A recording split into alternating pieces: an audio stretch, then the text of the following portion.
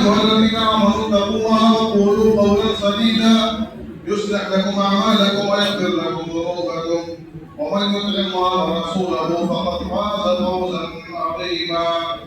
أما بعد فإن خير الحديث كتاب الله وخير الهدي هدي محمد صلى الله عليه وسلم وشر الأمور محدثاتها وكل محدثة بدعة وكل بدعة ضلالة وكل ضلالة في النار. أعوذ بالله من الشيطان الرجيم. الله الذي خلقكم من ضعف ثم جعل من بعد ضعف قوة ثم جعل من بعد قوة ضعفا وشيبة يخلق ما يشاء وهو العليم القدير. محترم حاضرین جمعہ، بزرگوں، نوجوان دوستوں، عزیز بچوں اور میرے ماؤں اور بہنوں، تمام قسم کی تعریف و توصیف عظمتوں کی رعائی بڑائی بزرگی اللہ رب العالمین کے رائے موصفہ جس نے ہمیں اور آپ کو پیدا فرمایا، بعدہ انگیت درود و سلام نازل ہوں تمام انبیاء کرام علیہ الصلوۃ والتسلیم، بالخصوص ہمارے نبی حضرت محمد مصطفیٰ احمد مصطفیٰ صلی اللہ علیہ وسلم پر۔ خطبہ حاجہ کے بعد سورہ روم کی ایک آیت آپ کے سامنے پڑھی گئی۔ ارادہ ہے کہ اسی آیت کے حوالے سے آپ کے سامنے کچھ گفتگو کی جائے۔ اللہ رب العالمین ہمیں حق بات کہنے، آپ تمام لوگوں کو سننے سمجھنے اور ہم تمام لوگوں کو اس پر عمل کی توفیق عطا فرمائے۔ انسان کی زندگی کے کئی مراحل ہوتے ہیں۔ انسان پیدا ہوتا ہے، اس کا بچپنا ہوتا ہے، اس کے بعد اللہ رب العالمین اسے قوت عطا فرماتا ہے، مضبوط ہو جاتا ہے، خوب مضبوطی اس کے اندر آ جاتی ہے، اور جسمانی لحاظ سے بھی اس کے اندر مضبوطی آتی ہے، اس کے ساتھ ساتھ اس کے عقل و شعور بھی مضبوط ہو جاتے ہیں، مستحکم ہو جاتے ہیں۔ اس کے بعد اس توانائی کے بعد، اس قوت کے بعد، اس مضبوطی کے ساتھ پھر اس کے بعد رفتہ رفتہ بڑھاپے کی طرف ہم گامزن ہو جاتے ہیں، بڑھاپا آ جاتا ہے، کمزوری آ جاتی ہے، اور ہم جیسے پیدا ہوئے تھے تو دوسروں کے محتاج ہوتے ہیں۔ ہمارے والدین ہمیں کھلاتے ہیں، ہماری ساری چیزوں کا انتظام کرتے ہیں، ساری ضروریات کا بندوبست کرتے ہیں۔ ایسے ہی جب ہم بڑھاپے کی طرف مائل ہو جاتے ہیں، بوڑھے ہو جاتے ہیں، لاغر اور کمزور ہو جاتے ہیں، تو پھر ایسی صورت میں ہم دوسروں کے محتاج ہو جاتے ہیں، طاقت و قوت ختم ہو جاتی ہے، ہمارے اندر طاقت و قوت نہیں رہتی ہے کہ جس کے ذریعے سے ہم کچھ کر سکیں۔ ہماری قوت بھی ختم ہو جاتی ہے، ساری عمریں بھی ختم ہو جاتی ہیں، اور اگر کچھ رہتا تو صرف تجربہ رہتا ہے، ورنہ بڑھاپے کی عادت میں جو ہوتے ہیں وہ یہ بات بہت اچھی طرح سے جانتے ہیں کہ اپنے تن پہ جو کپڑا ہوتا ہے، جو پوشاک ہوتی ہے، جو کپڑا ہم پہنتے ہیں، جو لباس ہم پہنتے ہیں، وہ لباس بھی ہمارے اوپر بوجھل لگنے لگتا ہے، وہ لباس بھی بوجھل محسوس ہوتا ہے، وہ بھی وزنی محسوس ہوتا ہے، لگتا ہے کہ کتنا پہاڑ ہمارے اوپر لدا ہوا ہے۔ عربی شاعر نے اس کو اپنے شعر نے اسی طرح سے کہا ہے کہ جب بڑھاپے کی طرف ہم مائل ہوتے ہیں تو یہ جو لباس ہم پہنتے ہیں، لباس بھی ہمارے اوپر بوجھل ہو جاتا ہے، اور ہم لباس کو بھی بوجھل محسوس کرنے لگتے ہیں۔ تو درمیان والا، اوسط والا جو مرحلہ ہے انسان کی زندگی کا، جوانی، جوانی میں بہت زیادہ قوت ہوتی ہے، نشاط ہوتا ہے، امنگیں ہوتی ہیں، کچھ کر گزرنے کا جذبہ ہوتا ہے، محنت و مشقت کرنے کی طاقت ہوتی ہے۔ اسی لیے شریعت مطہرہ نے جوانی کو انسان کی زندگی میں بہت ہی اہم قرار دیا ہے۔ یہ بہت ہی اہم مرحلہ ہوتا ہے جوانی۔ جب انسان جوان ہوتا ہے تو اس کے اندر کچھ کر گزرنے کا جذبہ ہوتا ہے، وہ کچھ کر سکتا ہے، اور اسی وجہ سے اللہ رب العالمین نے انبیاء علیہ السلام و تسلیم کو اس وقت نبی بنایا جب ان کی عقل مضبوط ہو گئی، شعور پختہ ہو گئے، جسم بالکل مضبوط ہو گیا۔ 40 سال کی عمر میں جو کہ جوانی کی انتہا ہے، جب وہ جوانی کی انتہا کو پہنچ گئے، اس موقع پر اللہ رب العالمین نے انہیں نبی بنایا۔ اور قرآن مجید میں اس کا نقشہ یوں کھینچا ہے، وَوَصَّيْنَا الْإِنسَانَ بِوَالِدَيْهِ إِحْسَانًا حَمَلَتْهُ أُمُّهُ كُرْهًا وَوَضَعَتْهُ كُرْهًا وَحَمَلُهُ وَفِصَالُهُ 30 شهرا حتى إذا بلغ أشده وبلغ 40 سنة۔ کہ ہم نے انسان کو وصیت کی، ہم نے انسان کو نصیحت کی، ہم نے انسان کو طریقہ بتایا کہ وہ اپنے والدین کے ساتھ اچھا سلوک کرے، اچھا برتاؤ کرے۔ اس کی ماں نے اسے تکلیف جھیل کر کے، مصیبتیں برداشت کر کے اپنے پیٹ میں رکھا، اور ایسے ہی مصیبتوں کو جھیل کر کے، پریشانیوں کو جھیل کر کے اسے اپنے پیٹ سے باہر کیا، اسے دنیا میں وجود بخشا، اور وَحَمَلُهُ وَفِصَالُهُ 30 شهرا، پیٹ میں رکھنے کی اور دودھ پلانے کی کل مدت 30 مہینے ہے۔ اس کے بعد اللہ رب العالمین نے فرمایا حَتَّى إِذَا بَلَغَ أَشُدَّهُ وَبَلَغَ 40 سنة، یہاں تک کہ وہ سن رشد کو پہنچ گیا، پختگی تک پہنچ گیا، اور 40 سال اس نے مکمل ہو گئے۔ اس نے 40 سال کا مکمل کر لیا۔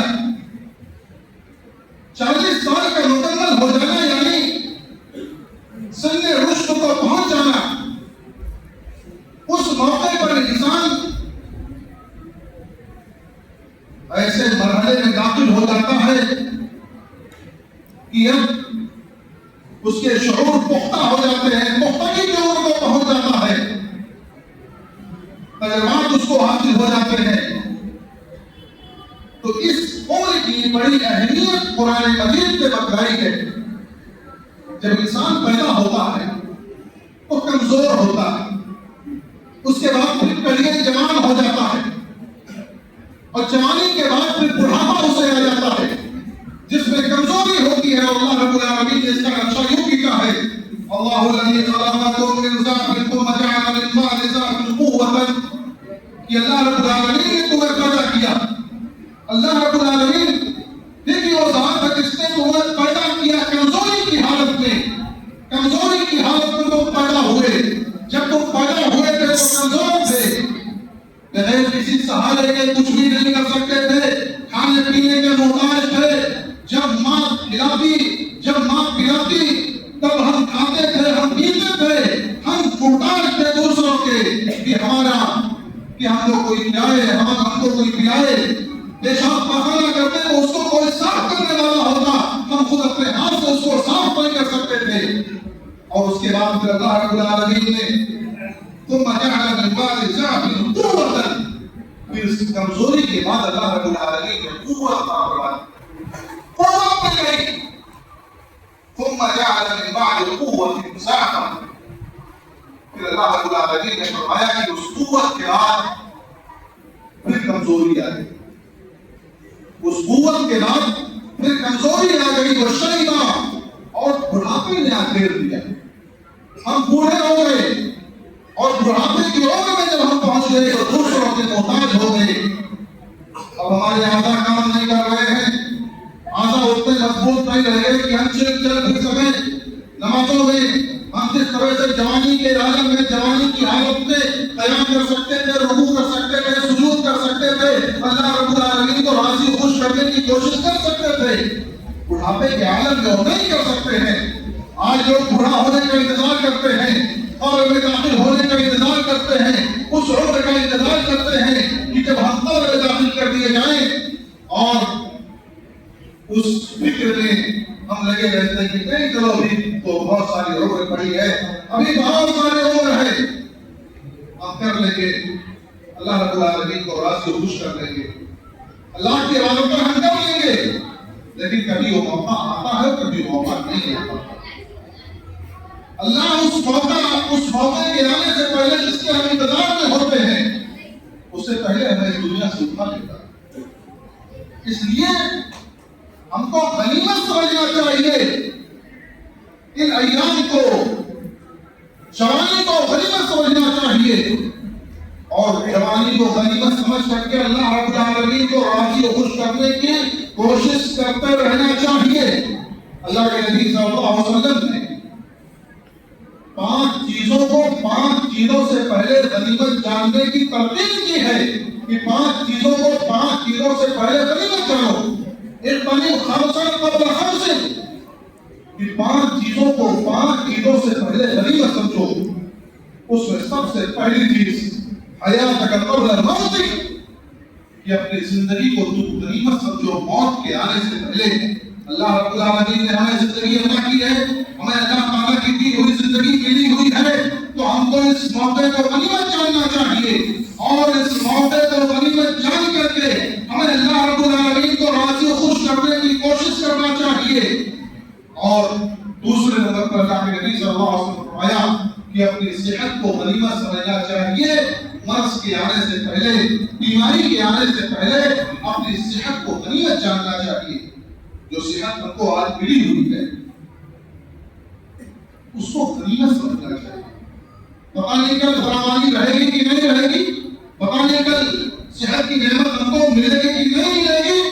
اس لیے آج ہی غنیمت سمجھ کر کے اللہ رب العالمین کو راضی خوش کرنے کی کوشش کرنی چاہیے.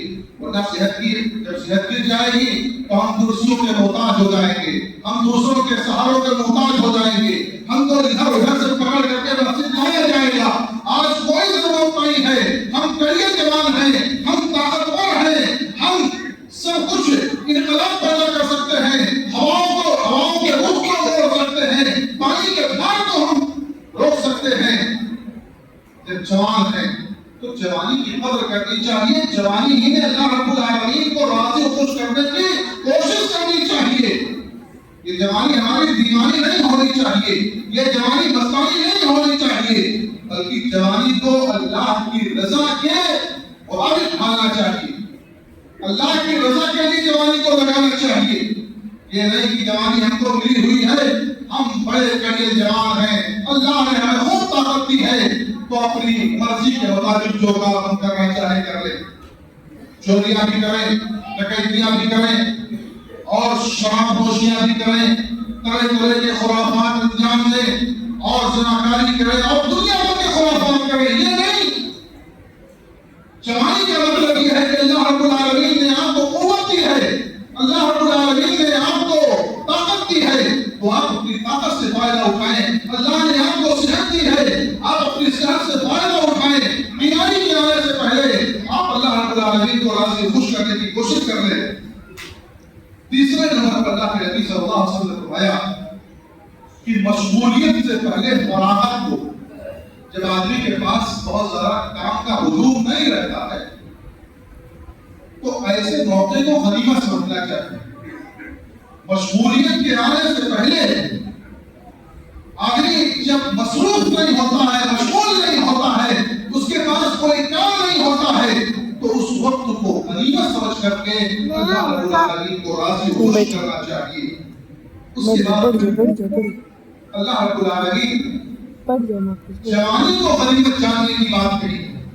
حالانکہ وہ حیات میں وہ چیز آ چکی جو پہلے نمبر پر اللہ رب العالمین نے جو چیز بتلائی تھی حیات کا قبل موتک، کہ اپنی زندگی کو اپنی موت کے آنے سے پہلے غنیمت سمجھو.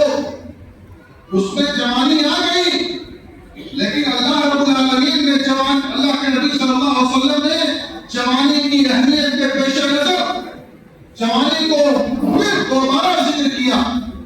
وَشَرَابَكَ قَبْلَ حَرْمِكَ، کہ اپنے شراب کو، اپنی جوانی کو بڑھاپا کے آنے سے پہلے غنیمت سمجھ لو.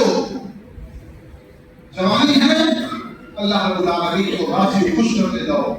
اور اس کے بعد فقیری کے آنے سے پہلے، فقیری کے آنے سے پہلے، تلاشی کے آنے سے پہلے، محتاجی کے آنے سے پہلے غنا کو جب اللہ نے کچھ دے رکھا ہے تو اس موقع کو غنیمت سمجھنا چاہیے اور اللہ رب العالمین کے راستے میں خرچ کرنا چاہیے.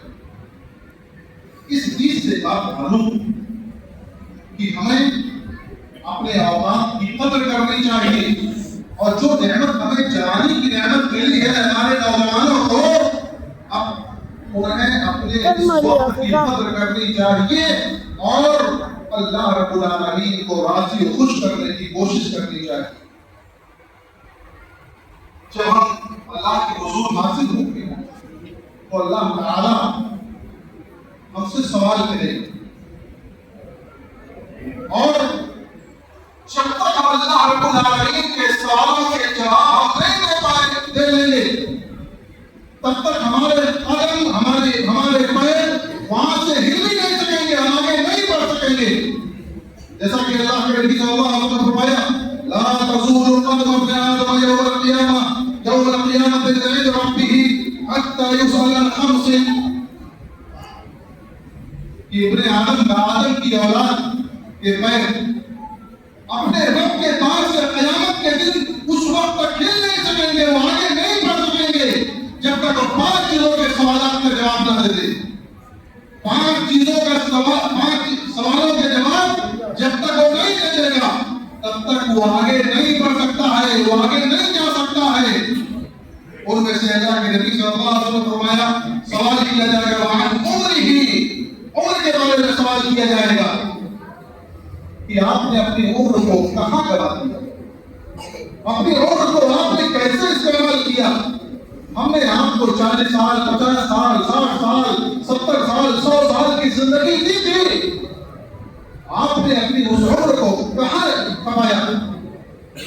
اللہ کی رضا میں اس کو لگایا، اللہ رب العالمین کی عبادت کو اس کو لگایا، اللہ کی سرخوری میں اس کو لگایا، یا ایسے ہی اس کو ضائع کر دیا، خوش گفتیوں میں ضائع کر دیا، ہوٹلوں میں بیٹھ کر کے غیبت کر کے اور ادھر ادھر کی لڑائی اور فضول گفتگو کر کے اس کو ضائع کر دیا؟ کہاں اس کو کھپایا؟ یہ اللہ رب العالمین سوال کرے گا، ہر آدمی سے سوال کرے گا.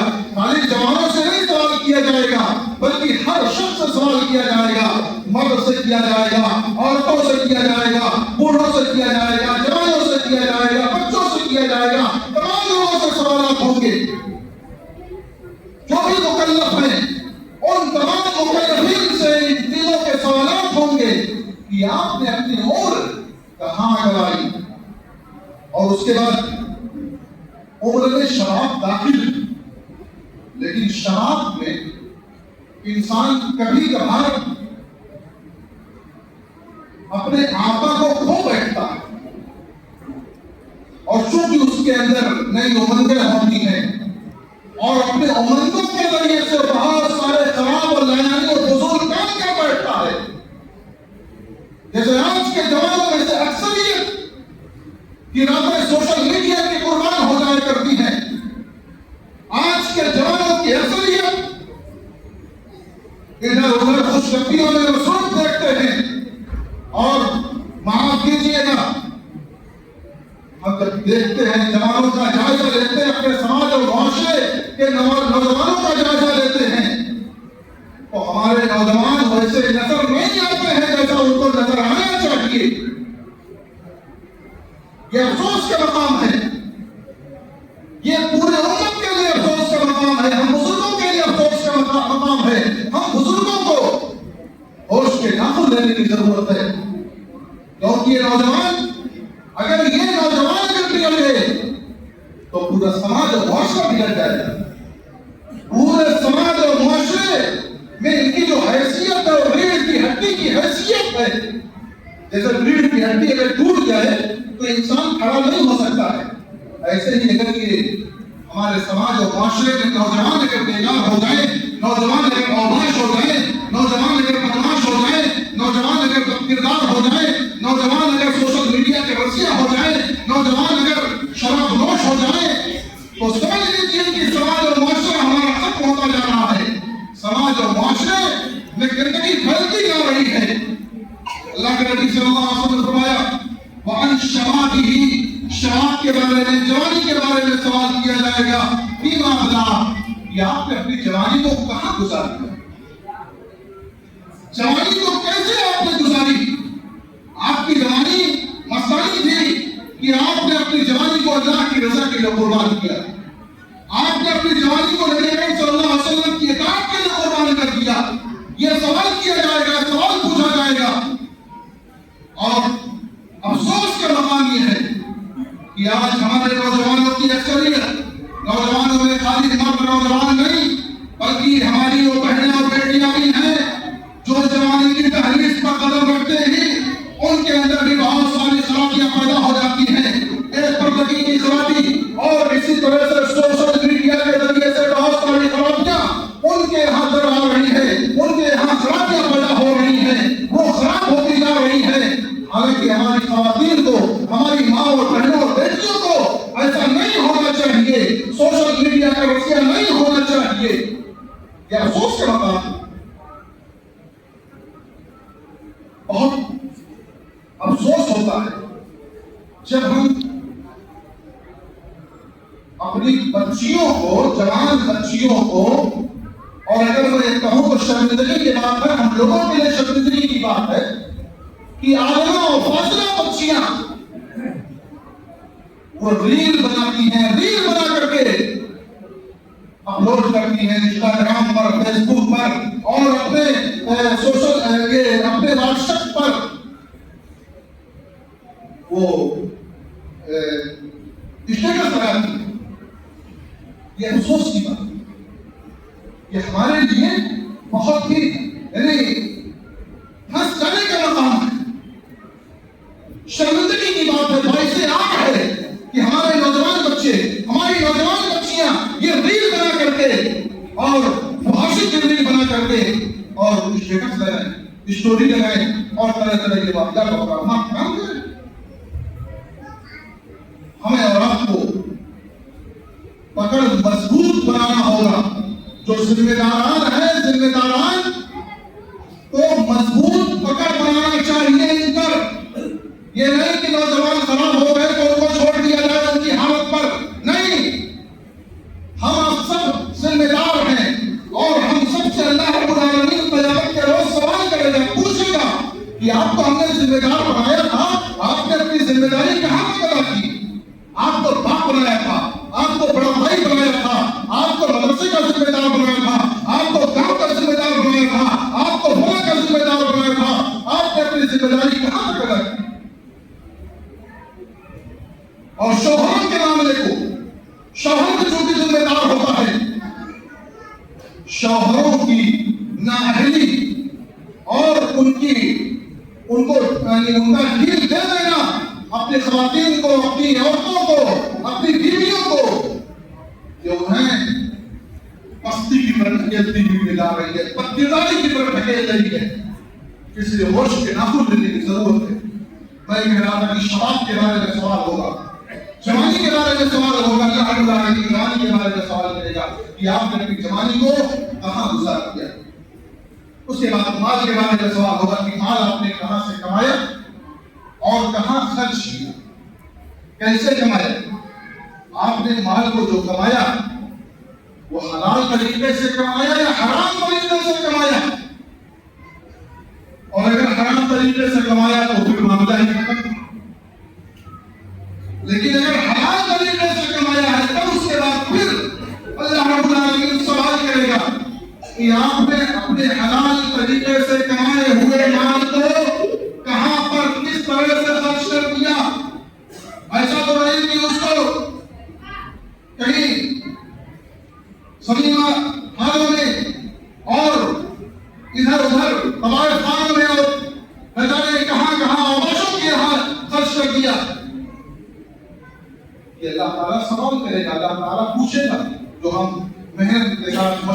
کے ساتھ جو مال کماتے ہیں اس مال کے بارے میں اللہ تعالیٰ سوال کرے گا، سوال پوچھے گا کہ آپ نے اپنے مال کو کہاں پر خرچ کیا تھا، کس انداز میں خرچ کیا تھا.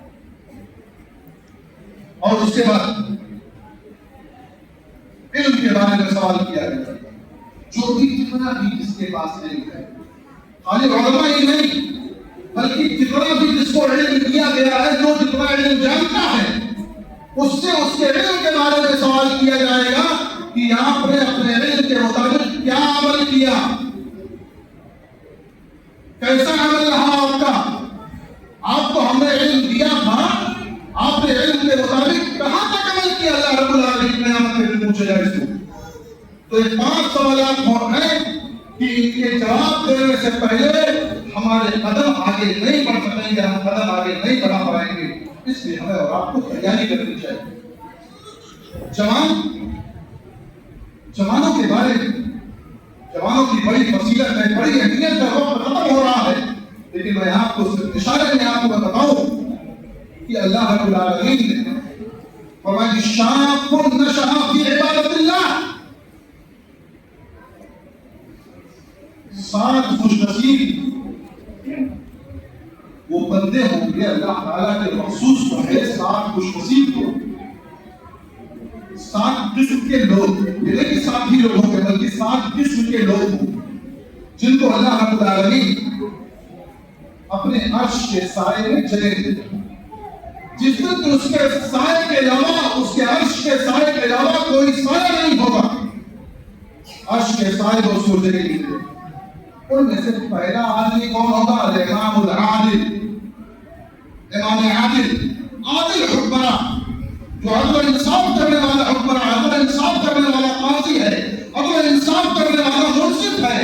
ایسے آدمی کو اللہ رب العالمین اپنے عرش کے سائے کے نیچے جگہ دے گا. دوسرے نمبر پر اللہ کے نبی صلی اللہ علیہ وسلم نے فرمایا شاب نشأ فی عبادت اللہ، وہ نوجوان جو انقلابیں نہیں پیدا کرتا ہے، وہ نوجوان جو حکومتوں کے تختے نہیں پلٹتا ہے، وہ نوجوان جو جس کے اندر امنگیں ہوتی ہیں، بہت زیادہ امنگیں ہوتی ہیں، یہ سب نہیں. وہ نوجوان جو اللہ رب العالمین کی عبادت میں لگا رہتا ہے، جو اللہ کی عبادت کے ذریعے سے اپنے رب کو راضی و خوش کر لیتا ہے، جو لا الہ الا اللہ کی صلاح بلند کرتا ہے، جو کلمہ توحید کو بابا کے کہاں اعلان کرتا ہے اور اللہ رب العالمین کی عبادت میں وہ لگ جاتا ہے، اللہ رب العالمین کی عبادت میں وہ راضی و خوش ہوتا ہے. ایسے نوجوانوں کے لیے اللہ کے نبی صلی اللہ علیہ وسلم نے فرمایا کہ ایسا نوجوان اللہ رب العالمین کے عرش کے سائے کے نیچے اس کو جگہ ملے گی. ہم جب قرآن مجید کا مطالعہ کرتے ہیں تو بہت سارے نوجوانوں کے بارے میں اللہ رب العالمین نے قرآن مجید میں واقعات بیان فرمائے. میں ان میں سے چند واقعات کو آپ کے سامنے ذکر کرنا چاہتا ہوں. پہلا واقعہ حضرت ابراہیم علیہ السلام کہ حضرت ابراہیم علیہ السلام نے جو عمل انجام دیا بت پرستی کے خلاف، کیا کہا تھا ان لوگوں نے، ان کی قوم کے لوگوں نے قالوا سمعنا فتى يذكرهم، ان لوگوں نے کہا کہ ہم نے ایک نوجوان کو سنا ہے ان کا تذکرہ کرتے ہوئے، یعنی نوجوان تھے، وہ نوجوانی کی حالت میں انہوں نے توحید کی دعوت کو اعلان کیا تھا، توحید کے کلمے کو انہوں نے بلند کیا تھا حضرت ابراہیم علیہ السلام نے. اور حضرت یوسف علیہ السلام کے واقعے کو دیکھیے، سورہ یوسف آپ پڑھیے اور حضرت یوسف کے واقعے کو دیکھیے کہ ایک نوجوان، صالح نوجوان، عفیف، پاکدامن اور نوجوان ایسے ہی ہونا چاہیے کہ اس کو برائی کی طرف دعوت دی جا رہی ہے، برائی کی طرف بلایا جا رہا ہے، اور عزیز مصر کی بیوی خوبصورت، نہایت ہی خوبصورت عورت، وہ زنا کی دعوت دے رہی ہے، لیکن انہوں نے انکار کر دیا، پوری طرح نے اس کو انکار کر دیا، روک دیا اس کو، اور اس کی بات کو تسلیم نہیں کیا، زناکاری اور بدکاری نہیں کی. ہمارے نوجوانوں کو ایسے ہی ہونا چاہیے. ہمارا نوجوان حفیظ ہو، ہمارا نوجوان پاکدامن ہو، ہمارا نوجوان پاکباز ہو، ہمارا نوجوان متقی ہو، ہمارا نوجوان پرہیزگار ہو. ایسے نوجوانوں کی ضرورت.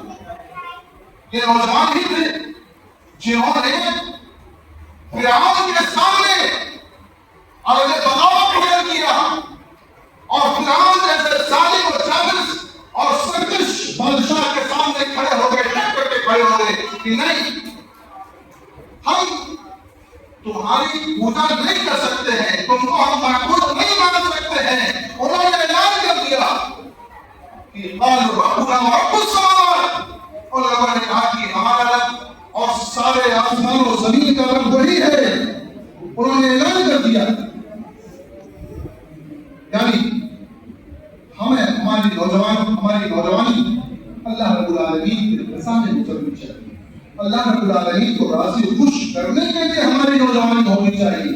یہ نہیں کہ ادھر ادھر جیسے جہاں آیا نوجوانی ہماری آئی، ہم نے گپ لڑا لیے، ہم نے ادھر ادھر بات، ایک بھر کی بھی نوجوانی ہے، بڑھاپا آئے گا تو ہم اللہ تعالیٰ کی بات کر لیں گے. نہیں، اس غلط فہمی میں نہیں رہنا چاہیے. اللہ تعالیٰ نے آپ کو طاقت دی ہے، آپ کو قوت دی ہے. آپ جوانی کے عالم میں جب آپ کو جوانی ملی ہوئی ہے، اسی جوانی کے موقع پر، جوانی کے عالم میں آپ اللہ رب العالمین کو راضی خوش کرنے کی کوشش کیجیے. جوانی کی عبادت اللہ رب العالمین کو سب سے زیادہ محبوب ہے. ایک نوجوان کو بااخلاق ہونا چاہیے، ایک نوجوان کو پاکدار ہونا چاہیے، ایک نوجوان کو موحد ہونا چاہیے، ایک نوجوان کو متبع رسول ہونا چاہیے، ایک نوجوان کو توحید پرست ہونا چاہیے، ایک نوجوان کو اپنے منہج پر قربان ہونے کا جذبہ اس کے اندر ہونا چاہیے. آج تو کوئی بھی آتا ہے ان کو سمجھا کر کے چلا جاتا ہے اور اس کے چکر میں پھنس جاتے ہیں. چلو بھائی ٹھیک کہہ دیا ہوگا آپ نے. نہیں، کتاب و سنت کے دامن کو ہمیں نہیں چھوڑنا ہے. کتاب و سنت کو مضبوطی کے ساتھ ہم کو پکڑنا ہے.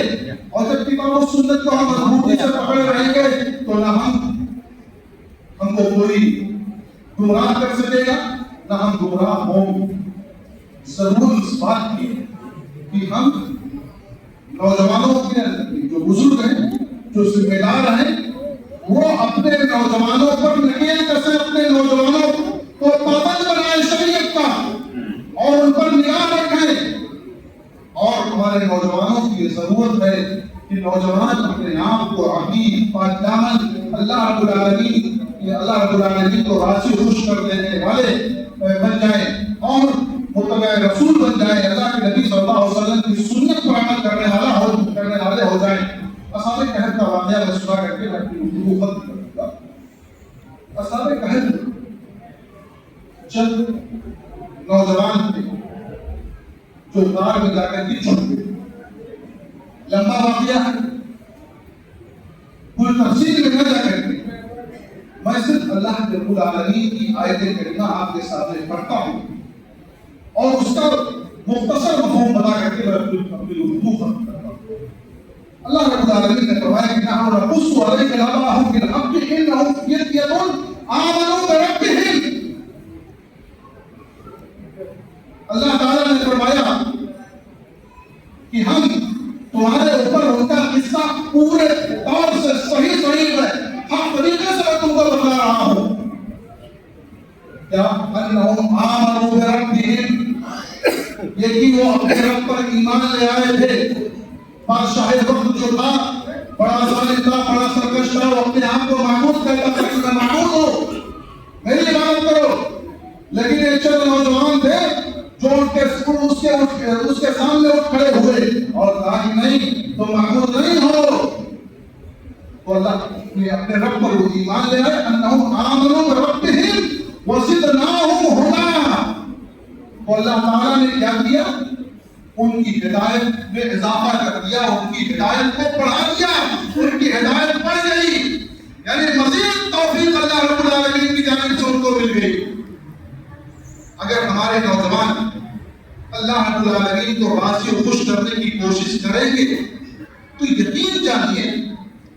اللہ تعالیٰ ہماری مدد کرے گا. ہم بھی اللہ رب العالمین کے بندے محبوب بندے ہو جائیں گے، اس کے محبوب بندوں میں ہم شامل ہو جائیں گے. لیکن جب اللہ کی مخالفت کریں گے، اللہ کی معصیت کریں گے، اللہ کی نافرمانی کریں گے تو اللہ ہم کو دور کر دے گا، ہمارے اوپر رحمتوں کا نزول نہیں ہوگا. اس لیے میں گزارش کروں گا اپنے نوجوانوں سے کہ نوجوانوں اپنی نوجوانی کو اللہ کی رضا کے تابع بنائیے اور اپنی جوانی کو دیوانی اور مستانی نہ بنائیے. ہوٹلوں اور ادھر ادھر لایانی اور فضول جگہوں پر بیٹھ کر کے اپنے اوقات کو ضائع نہ کیجیے. رات میں پوری رات موبائل کا استعمال نہ کیجیے. موبائل کا استعمال نہ کر کے آپ رات کو کارآمد بنائیے.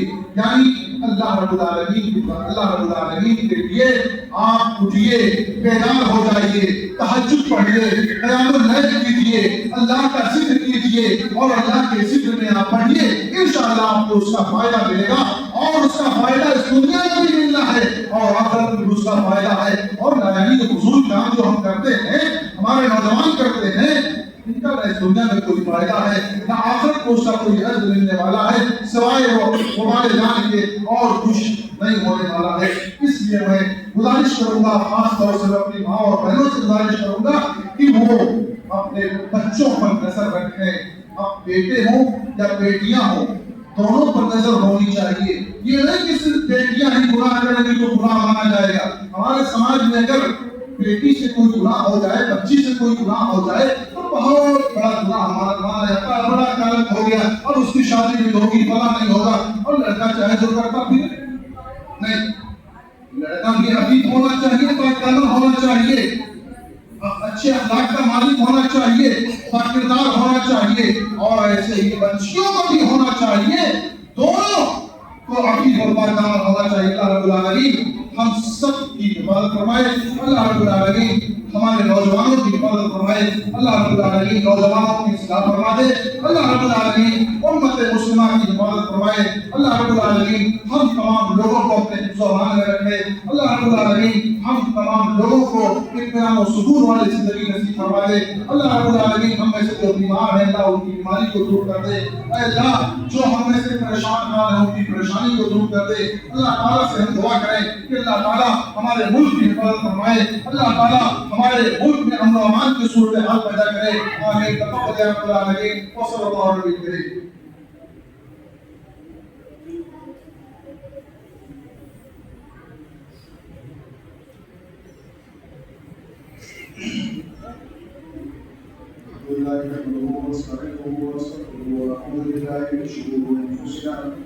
ومن سيئات أعمالنا من يهده الله فلا مضل له ومن يضلل فلا هادي له وأشهد أن لا إله إلا الله وحده لا شريك له وأشهد أن محمدا عبده ورسوله. يا أيها الذين آمنوا صلوا عليه وسلموا تسليما. اللهم صل على محمد وعلى آل محمد كما صليت على إبراهيم وعلى آل إبراهيم إنك حميد مجيد.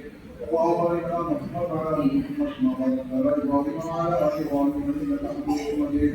عباد الله رحمكم الله إن الله يأمر بالعدل والإحسان وإيتاء ذي القربى وينهى عن الفحشاء والمنكر والبغي يعظكم لعلكم تذكرون.